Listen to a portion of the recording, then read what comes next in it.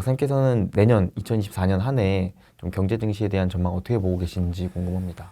네, 일단 뭐 이번 FOMC에서 나온 것처럼 내년 성장률은 올해보다 좀 낮아지는 대신 인플레이션도 둔화되는 뭐 그런 해가 되지 않을까 생각하는데요. 일단 지금 말씀드리는 경제 전망은 미국 기준입니다. 네. 우리나라는 올해가 워낙 부진했기 때문에 내년 성장률은 좀 더 좋아질 거라고 생각하는 쪽이고요. 일단 뭐 FOMC에서 나온 것처럼 금리 인상은 이제 끝난 것 같고요. 근데 이제 인하를 언제 할 거냐에 대해서는 저는 시장의 컨센서스랑은 조금 다른 의견이죠. 왜 그러냐면 저는 미국의 내년 성장률이 연준이 전망했던 1.4%보다는 더 높지 않을까. 더 위로 간다. 그러니까 위로. 미국 경제 성장률. 예, 미국 경제 성장률이 예상보다 더 높을 거라고 보는 쪽이죠. 그 이유는 두 가지인데 첫 번째는 뭐 트럼프가 될 가능성이 현재로서는 좀 있잖아요. 그렇죠. 이번에 뭐 콜로라도에서 문제가 되긴 했지만 아무튼 트럼프가 된다라고 하면 이 지금 현재 바이든 정부가 펼치고 있는 이민을 받아들이거나 해외에서 ESG 관련돼 있는 아무튼 좀 환경 친화적인 산업들을 많이 받아들이는 이런 정책들이 트럼프는 거의 용인할 가능성이 굉장히 높거든요. 그러면 이제 어떻게 되겠어요? 일단 문 닫히기 전에 빨리 들어가는 게 최고죠. 그렇지 않습니까? 일단 그래 놓으면 뭐 어떻게 방법이 없잖아요. 트럼프도 들어와 있는 공장을 내보낼 가능성은 전혀 없고 그렇지 않습니까? 그러니까 이런 면에서 놓고 보면 올해 내년 사이에 미국으로 이민이랑 투자가 엄청 활성화될 가능성이 높죠. 그래서 지난해 한 해 동안에만 한국이 우리나라가 미국에 투자한 게 370억 불 정도 투자했어요. 50조 정도 그 불황에. 올해는 그보다 훨씬 더 많을 거라고 지금 추산되는데 오늘 뭐 당장 보니까 LG 에너지 솔루션 공장 뭐 기공식 이런 기사도 뜨잖아요. 네. 테네시에서 찍던데 그러니까 그런 것처럼 어마어마한 공장들을 지금 계속 짓고 있는 중인데 그게 1, 2년으로 끝날까? 그 이민이 끝날까? 그건 아니지 않나. 두 번째는 최근 발표되고 있는 미국의 신규 주택 착공 같은 부동산 관련 데이터가 어마어마하게 좋거든요. 그래요. 예, 그래서 2022년 작년부터 올해 사이에 미국 성장률을 눌렀던 게 건설 투자의 감소. 예, 거기가 성장률을 눌렀어요. 그런데 지금 지난 3분기부터 플러스를 친 데 이어서 4분기에는 숫자가 더 좋아질 것 같은 분위기죠. 왜냐하면 신축 주택 착공이 늘면 투자도 늘 거 아닙니까? 그렇죠. 착공을 하면 이 다음부터 투자가 계속 되는 거니까. 그러니까 그 근처에 뭐 이렇게 가리는 것부터 치기 시작하면 일단 땅 파는 거고 거기 투자는 몇 년간에 이어질 텐데 과연 미국의 건설 투자가 줄 것인가?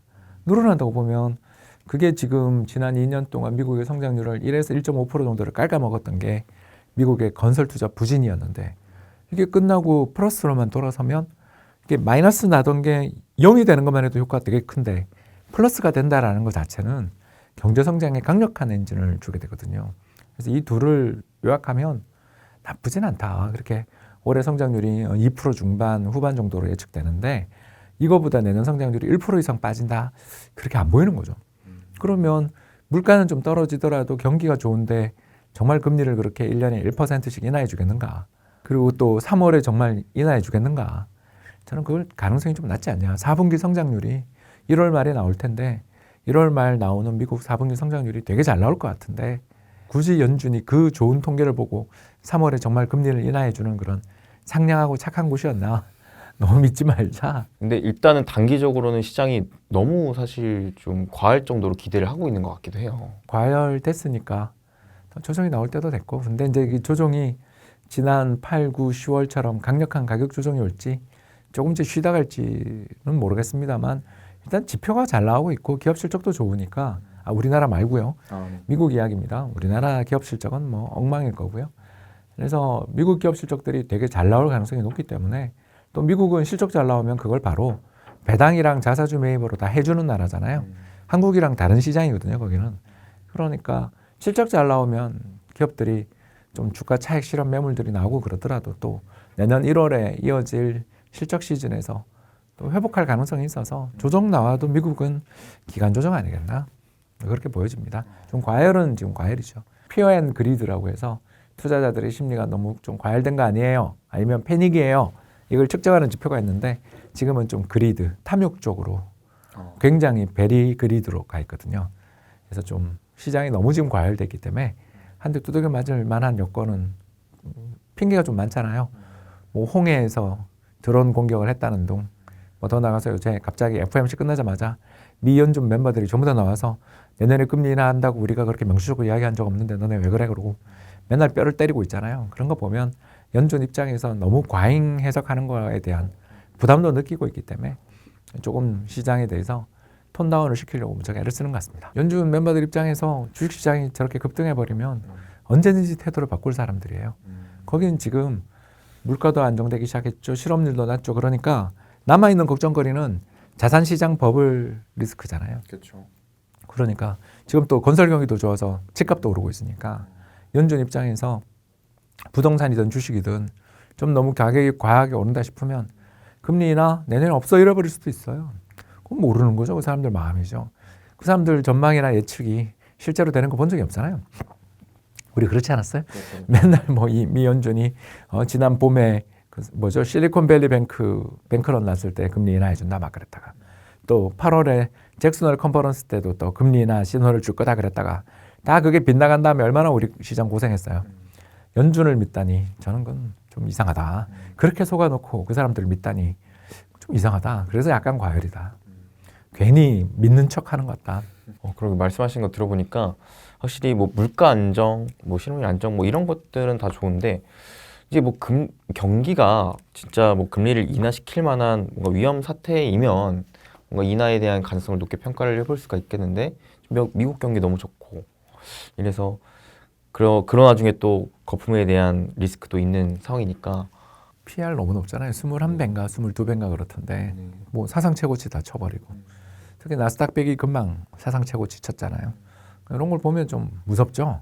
아니 그렇게 정말 좋아? 2년 전에 금리 그렇게 낮을 때에 비해서 정말 시장이 그렇게 좋은가? 생각하면 이렇게 급등할 문제인가 싶잖아요. 그리고 전고점에 대한 저항도 있고 그러니까 미 연준 입장에서는 순순히 시장의 기대대로 금리를 인하해 줄 것 같지는 않다. 저는 금리 인하를 뭐 부인하는 건 아니지만 타이밍을 그렇게 빨리 잡는 거에 대해서는 좀 겁난다. 실망할까 두렵다 정도. 그러면은 인상은 진짜 이제 마무리 단계라고 보여지는 걸까요? 일단 지금 인플레이션이 뚝뚝 떨어지고 있으니까 특히 요새 홍해 사태 때문에 국제유가가 조금 오르기 전에만 해도 60불대 있었으니까요. 그러니까 작년에 유가 최고치가 130불 가까이 간 적도 한 번 있었으니까 두 번 갔군요. 거기 비하면 거의 반토막 났는데 그건 이제 끝났다고 봐야죠. 뭐 70불이든 60불이든 사이에서 움직이면 일단 그쪽에서 발생할 인플레이션 가능성은 위협은 거의 낮고 그리고 더 나가서 이제 겨울에 난방류 문제들이 있을 수 있는데 어제 보니까 미국 재고가 늘더라고요. 그래서 가스나 휘발유 재고도 늘어나는 거 보면 이미 비축은 다 돼 있는 것 같고 그러면 이제 남아있는 건 지정학적 리스크인데 그건 우리가 모르니까 아니 뭐 정말 거기 반군 이름이 후티 반군인지 저 이번에 알았거든요. 관심이 없었다가 이제 거기가 뭔가 누구 돈을 받았는지 지나가는 상선을 때린 거잖아요. 뭐 보나마나 뒤에 누가 있겠죠. 그 무기를 누가 줬겠어요. 그렇죠. 유가를 올리고 싶은 사람들이 줬겠죠. 그 원유 가격을 올리고 싶은 누군가가 거기를 뒤에서 충동질했다라는 거고 그건 분명히 유가의 반등 요인인 게 맞는데 쭉쭉 올라갈 거냐 그러면 그런 건 아닌 것 같고 뭐 여기에 이제 한 발 더 나가서 세계적으로 중국이 지금 디플레가 심각하니까 중국 디플레가 미국으로 수출되지 말라는 보장도 없잖아요. 국내에서 안 팔리면 가격 인하 경쟁을 할 가능성도 있고 그러니까 인플레는 거의 끝났다. 인플레는 끝났는데 이제 뭐랄까 이제 경기가 나빠지면 팍팍 내릴 거고 경기 안 나빠지면 그냥 예전에처럼 1년에 한 번 할 수도 있는 90년대는 1년에 한두 번밖에 금리 조정 안 하고 그런 적도 많았거든요. 그래서 굳이 우리는 분기 한 번씩 할 거다 이렇게 우리는 애써 기대를 하고 있는 거지만 안 할 수도 있는 거고 연말에 한 번 해줄 수도 있는 건데 너무 달리지 말자. 아무튼 근데 국제유가 이렇게 떨어지면 미국 소비 심리가 되게 좋아지거든요. 그렇지 않겠습니까? 그렇죠. 우리만 해도 지나가다가 저희 집 근처에 있는 그 주유소 갔는데 지난주에 넣었는데 1633원이더라고요. 얼마나 좋은지. 사람들이라는 게 이런 원유나 이런 가격들에 의해서 좌우되는 게 크고 더 나가서 우리가 한전 얼마나 걱정했어요. 수십조 적자 나서 저 한전 망한다 그랬는데 이 유가가 만일 유지되고 제 전망이지만 환율이 올해보다 내년에 저는 좀 떨어지겠다라고 보는 쪽이니까 그렇게 보면 한전 실적이 엄청 좋아지거든요. 그런데 뭐 굳이 그게 채권 발행을 소화 못할 정도로 위기가 올 거냐. 이런 식으로 저 물가, 저 유가가 오면 혜택 보는 데가 너무너무 많기 때문에 그냥 경기가 미국도 그렇고 우리도 그렇고 저유가 효과로 경기가 좀 좋아지는 면이 있다고 봅니다.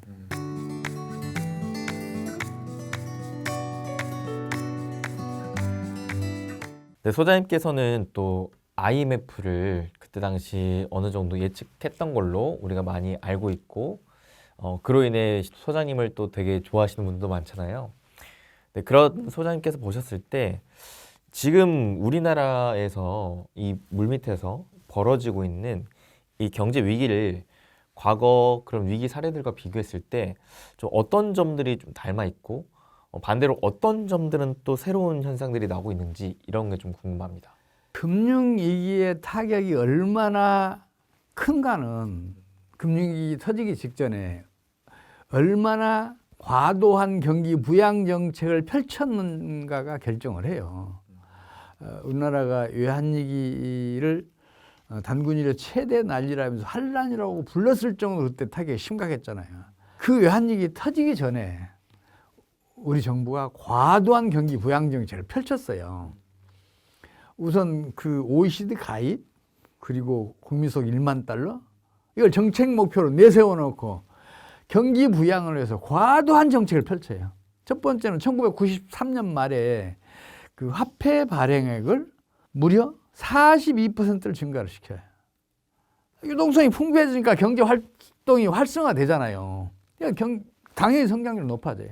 근데 화폐 발행은 지속 가능성이 없어요. 화폐 증발했다가 잘못해서 초인플레이션이 발생할 수 있으니까. 물론 당시에는 이제 세계화 국제화를 내세워서 수입 개방을 대대적으로 펼쳐요. 그래서 물가를 안정시켰어요.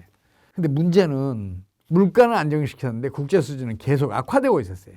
그런 가운데 경기가 95년 하반기부터 하강으로 돌아서니까 정부가 또 재정 지출을 무려 43%를 증가시켜요. 이거 예년에 두세 배나 더 많은 증가율이에요. 당연히 성장률은 높아지죠. 근데 국제 수준은 더 크게 악화돼요. 그래서 외환위기 직전 4년 동안에 경상수지 적자 누적액이 무려 435억 달러였고 이것은 90년대 중반에 우리나라 외환보유고의 거의 2배에 가까웠어요. 당연히 외환보유고는 고갈되죠. 외환보유고가 고갈되니까 환율은 급등하고 환율이 급등하니까 국내에 투자했던 국제금융자본들 환차손 입잖아요. 또 외채를 들여왔던 우리 기업들과 은행들 환차손 입잖아요. 외국 자본들은 한국을 이탈했고 투자를 했었죠. 그리고 국내 기업 은행들은 외채를 서둘러서 갚았어요. 그러니까 97년 그때 10월 며칠이 28일인가요?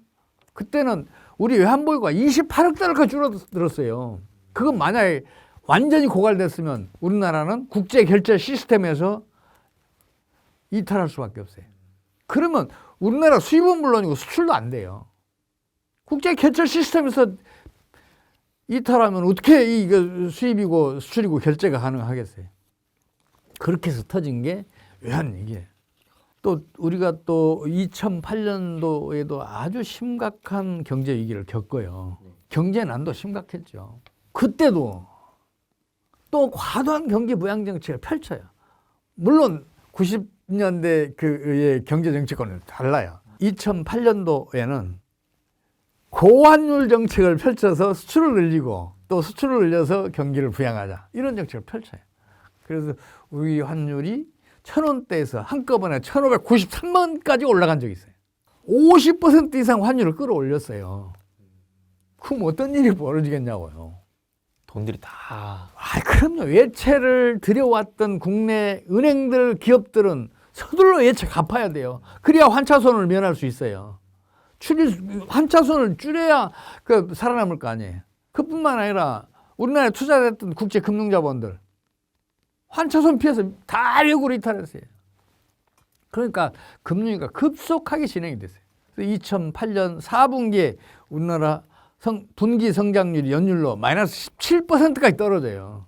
그런데 여기에 대해서 이제 그 정부와 관변 경제학자들은 글로벌 금융위기 때문이라고 변명을 해요.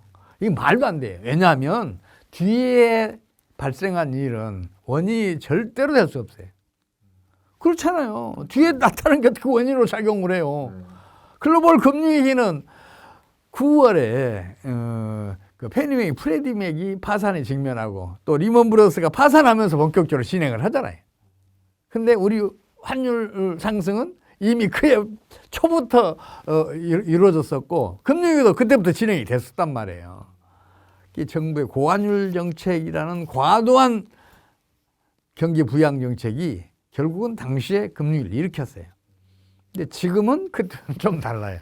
우리나라의 고환율 정책은 유지되고 있지만 그때보다는 조금 완화돼 있고 또 미국과의 기준금리 격차도 2%나 돼서 격차가 크지만 그래도 이게 좀 심각한 경제난을 좀 일으키고 있지만 이게 과도했다고 보기에는 어려워요. 다만 미국의 고금리 강달러 정책의 영향으로 우리 이 국내 저축, 국제 금융 자본이 미국으로 흘러갔어요. 미국의 내 이웃을 거지로 만드는 정책에 타격을 입었어요. 근데 그 면에서 좀 달라요. 그래서 자연 발생적인 것이 아니기 때문에 이 악순환을 일으키지는 않아요. 여기에다가 우리 그 부동산 경기가 2018, 2019년, 2020년대에 투기 광풍이 불었잖아요. 이제 꺼지면서 우리 경제난이 좀 심각해지기도 했어요. 근데 이런 그 복합적인 요인들로 해서 지금 우리 경제가 지금 어려워요. 그 세계 위기는 서로 비슷한 듯 서로 달라요. 그러네요. 정책 처방도 이제 좀 달라질 필요가 있어요. 그래서 지금 가장 큰 문제는 고환율 정책이니까 환율만 점진적으로 하락하면 현재 경제난은 얼마든지 해소될 수 있고 세계적인 금융위기가 다른 나라에 터져서 우리나라 경제를 덮쳐오더라도 이 고환율 정책만 완화시키면 환율의 점진적인 하락을 용납하면 그것도 무난히 극복할 수 있다고 저는 보고 있어요. 그래서 지금은 그때 당시보다 훨씬 타격 없이 벗어날 수 있는 상황이다. 이게 그때와는 다른 점이다. 이렇게 보고 있어요. 그러나 만약에 고환율 정책을 끝까지 고집한다면 금융위기가 우리나라에서 먼저 터질 수 있다. 그래서 세계 경제에 전염될 수 있다고 저는 그렇게 보고 있어요. 제일 심각한 게 고환율 정책이라니까요. 와, 그렇게까지 얘기하시니까 진짜 환율을 어떻게든 빨리 잡아야 될 것 같은데요. 정부가 제발 좀 정신 좀 차렸으면 좋겠어요. 우리 경제가 지금처럼 어려워질 이유가 하나도 없었다니까요. 지금도 경상수지는 흑자잖아요. 우리 기업의 국가 경제, 국제 경쟁력은 그만큼 강하다는 얘기 아니에요. 그렇다면 그만큼 성장 잠재력이 크다는 얘기 아니에요. 그렇다면 지금처럼 어려운 상황에 처할 이유가 없어요. 그리고 이 고환율을 좀 억제하기 위해서는 어떤 정책이 좀 필요한 거예요? 금리를 올려야 될까요? 아니요. 우리 정부가 역외 시장에서 환율 방어를 자꾸 해요. 그건 금방 보면 알아요. 그 외환 전문가들은 그 그래프 보면 금방 안다고요. 근데 그게 너무 위험해요. 그것만이라도 안 했으면 좋겠어요. 국내 외환 시장에서 개입하는 것은 그것도 수비적으로 하는 것은 바람직해요. 역외 시장에서 그리고 지나치게 과도하게 방어하게 되면 그 소위 말해 헤지 펀드들에게 먹잇감 던져주는 거 똑같아요. 자, 우리 정부가 고환율 정책 펼치니까 니들 거기에서 그 이익 좀 챙겨가, 환차익 좀 챙겨가. 그렇게 보여주는 거랑 똑같은 거예요. 우리 국민과 우리 기업, 특히 수출 기업이 애써서 벌어들인 돈을 그냥 뺏기고 있다니까요, 지금. 국제 금융 자본들한테. 환율 방어 정책이라는 게 필수적이에요. 이렇게 큰 변동은 반드시 막아내야 돼요. 단기적인 변동 같은 것도 되도록이면 이렇게 그 폭을 축소시켜야 되는데 공격적인 환율 방어를 하는 것은 항상 큰 위험을 초래해요. 생각을 해봐요. 자연의 섭리가 더 뛰어나요? 아니면 정책 당국의 역량이 더 뛰어나요? 자연의 섭리. 그렇죠. 인간은 자연의 섭리를 존중해 줄 필요가 있어요. 그래야 자연의 섭리에 보복을 안 당해요. 그러니까 억지로 거스를수록 그게 더 폭풍이 크더라고요. 그럼요. 사실 우리나라 이 경제 또 금융 이 시장 자체가 아직도 혼란스러운 건 맞잖아요, 저는. 근데 이런 상황 속에서 우리는 또 내년을 맞이해야 됩니다. 내년에 대한 전망 우리가 어떻게 좀 봐야 될까요? 그 말씀 들으니까 제가 뭐라고 얘기할 줄 모르겠어요. 왜냐하면 그 정책 당국이 경기 변동에 대응하는 정책 수단들을 제법 많이 가지고 있잖아요. 재정 지출을 늘릴 수도 있고 줄일 수도 있고 기준금리를 올릴 수도 있고 내릴 수도 있고 또한 통화를 늘려줄 수도 있고 줄여줄 수도 있고 뭐 이런 등등의 정책 수단을 다양하게 가지고 있어요. 직접 규제할 수도 있고 직접 지원할 수도 있고 막 그러잖아요. 그래서 정부 정책이 국가 경제를 어떻게 관리하느냐에 따라서 이 내년 전망은 완전히 달라져요. 예, 누차 말씀드리지만 고환율 정책을 펼치면 우리 경제는 내년에 더욱 어려워질 것이다. 만약에 환율의 점진적인 하락을 용납하는 정책을 펼치면 우리 경제의 앞날은 내년뿐만 아니라 그 이후로도 무한히 밝다. 이렇게 제가 말씀드리고 싶어요. 그래서 지금으로서는 단정적으로 내년 경제가 나빠진다, 좋아진다 말씀을 못 드려요. 다만 이런 말씀을 드릴 수 있을 것 같아요. 어쩌면 세계적인 금융위기가 우리 경제를 덮쳐올 수도 있을 것이다. 그때는 우리가 겪어야 할 경제난이 지금 상상하는 것보다 훨씬 더 심각할 것이다. 고통스러울 것이다. 이런 말씀은 드리고 싶네요.